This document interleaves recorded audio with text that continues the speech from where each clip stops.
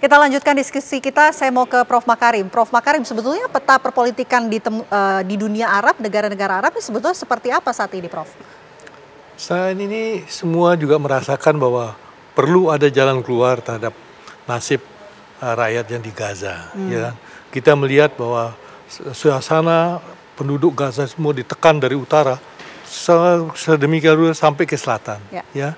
Di posisi yang sangat tidak manusiawi ya hidupnya itu. Jadi kalau misalnya tidak ada jalan keluar, itu kan berarti sama dengan membiarkan terjadinya penghapusan bangsa Palestina di Gaza itu. Jadi oleh karena itu mereka tentunya menginginkan juga bahwa kesepakatan ini bisa menghasilkan lahirnya Palestina. Jadi ini merupakan idaman bukan hanya bangsa Palestina, tapi ini idaman dari orang-orang Arab yang di situ, karena dia melihat ya bahwa sebenarnya kan asal muasalnya yang tinggal di wilayah itu kan tadinya juga mereka itu kan, tapi sesudah tahun 48 mereka kemudian berubah situasinya itu. Jadi saya melihat bahwa negara-negara Arab pada umumnya adalah mengharapkan bisa lahirnya negara Palestina ini. Itu yang diharapkan oleh negara-negara Arab ya. Saya mau ke Pak Syamsu. Pak Syamsu, ini seperti yang disampaikan juga oleh Mas Pizarro, masih ada serangan pasca gencatan senjata. Apa yang kemudian menurut Anda harus dilakukan untuk menghindari adanya serangan-serangan di momen gencatan senjata yang telah disepakati ini? Yang pertama itu adalah keterlibatan lembaga-lembaga internasional. Apa yang dihasilkan dari KTT ini mesti dibawa ke forum yang lebih tinggi, terutama di Dewan Keamanan PBB. Kenapa? Karena 5 anggota Dewan Keamanan PBB itu 4 negara sudah mengakuinya. Dan ini semuanya ada hal yang sangat menarik yang terjadi, terutama seperti di Prancis dan Inggris dan termasuk juga Australia. Ternyata tekanan warga negara masing-masing itu membuat pemerintahnya itu merestorasi atau mereformasi atau merubah kebijakan strategis luar negeri dan internasionalnya.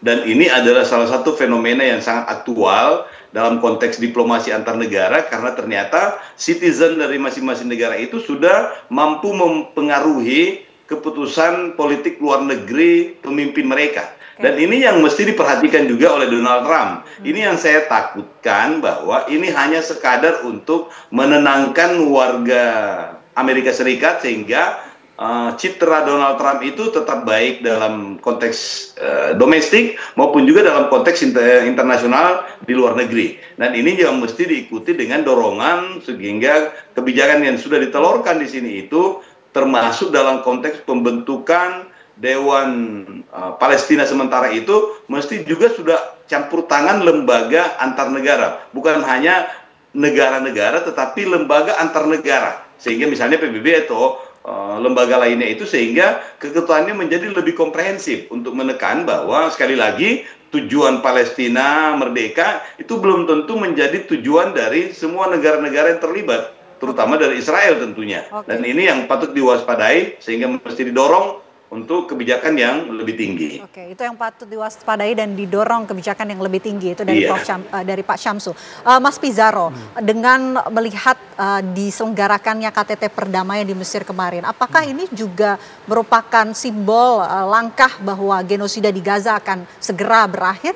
Ya, pertama kalau kita nilai secara objektif ya, saya nggak begitu yakin. Saya agak pesimis. Karena pertama, Amerika nggak bisa kita percaya sebagai pihak yang menekan Israel. Dan saya melihat ini lebih kepada kepentingan Trump, karena bisnis ataupun kepentingan ekonomi Amerika di Timur Tengah itu mulai terancam. Kita hitung sekarang Mbak Vina, berapa negara-negara Arab yang sekarang masuk bridge? Ya, itu Uni Emirat Arab masuk bridge, Saudi masuk bridge. Padahal selama ini kan sekutu tradisional ekonomi negara-negara Arab itu Amerika. Tapi sudah ada berani negara-negara itu yang melipir. Bahkan sekarang misalkan ya di Uni Emirat Arab saja yang itu sekutu utamanya Israel di Timur Tengah, itu udah ada loh di dalam internal mereka yang berpikir apakah Abraham Accord yang udah kita teken sama Israel perlu kita tinjau ulang. Karena kan Israel mencoba memperluas perang ini ke Timur Tengah. Dia nyerang Qatar. Serangan pertama Israel ke negara Teluk itu terjadi sekarang. Makanya kan kemudian tiba-tiba dibikin KTT di Timur Tengah, lalu Saudi mulai bikin fakta pertahanan ke Pakistan. Itu kan pesan bahwa sebenarnya Arab itu udah kehilangan Amerika itu udah kehilangan kredibilitasnya dan tidak bisa dipercaya lagi gitu. Maka kalau saya lihat, tentu kita apresiasi, kita dorong ini betul-betul menjadi perdamaian yang positif.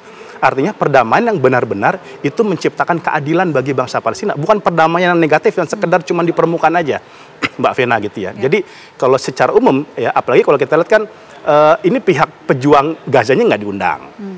Gitu ya. Kemudian faksi-faksi Palestina itu tidak ada di sini. Jadi ini berbicara KTT perdamaian untuk kepentingan siapa? Apakah Palestina itu diperbincangkan secara serius di sini? Kita lihat Trump aja kan jarang nyebut Palestina.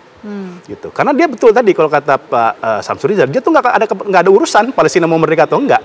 Yang dia pentingkan itu bisnisnya. Oke, kepentingan sendiri itu motifnya. Kepentingan ya? ekonominya, iya. Oke, Prof. Makarim, pertanyaan yang sama dengan apa yang saya tanyakan tadi ke Mas Pizarro. Bagaimana Anda melihatnya KTT perdamaian untuk mengakhiri genosida di Gaza? Saya mengikuti masalah Palestina ini agak lama ya. Dan saya sempat ke wilayah itu secara langsung ya.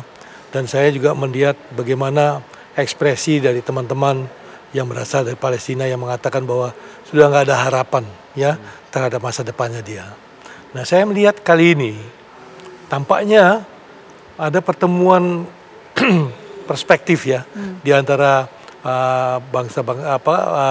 warga Palestina itu mengenai kebutuhan adanya perdamaian saat ini di wilayah itu. Karena kondisinya sudah sedemikian parah ya. Boleh dikata sudah sampai batas di mana batas-batas kemanusiaan tidak bisa memperkenankan lagi ya. Oleh karena itu kita bisa lihat bahwa sekarang sampai lembaga seperti ICC, ICJ itu mengeluarkan keputusan-keputusannya untuk mencoba ikut campur bagaimana mengatasi masalah itu. Ya, ini memang menunjukkan bahwa situasi sedemikian serius dan memang membutuhkan tangan-tangan untuk menyelesaikannya.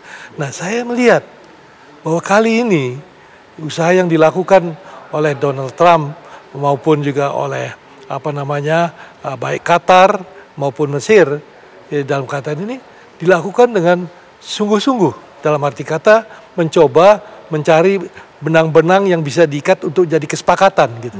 Ya.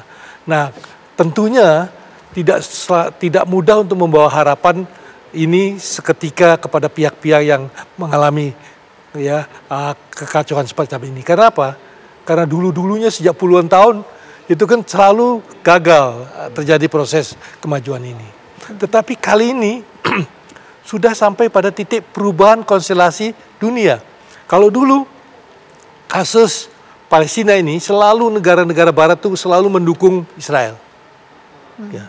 Tapi kalau kita sekarang lihat bahwa negara seperti Inggris, Prancis, ya, Jerman, Spanyol, Australia, semua sudah mengakui berdirinya Palestina.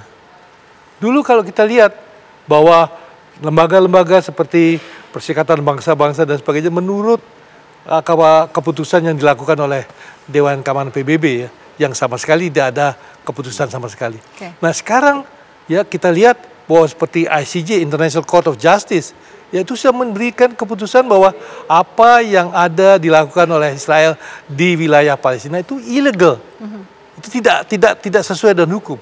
Okay. Ya ini harus dihentikan. Jadi demikian juga ICC yang menangkap. Jadi ini merupakan suatu bukti bahwa latar belakang dunia sudah bergeser. Gitu. Baik. Oke, yang menarik adalah perlukah kemudian Indonesia hadir memimpin negara-negara di dunia untuk menghentikan genosida di Gaza? Kita akan bahas usai jeda. Apa kabar Indonesia malam akan kembali untuk Anda pemirsa sesaat lagi.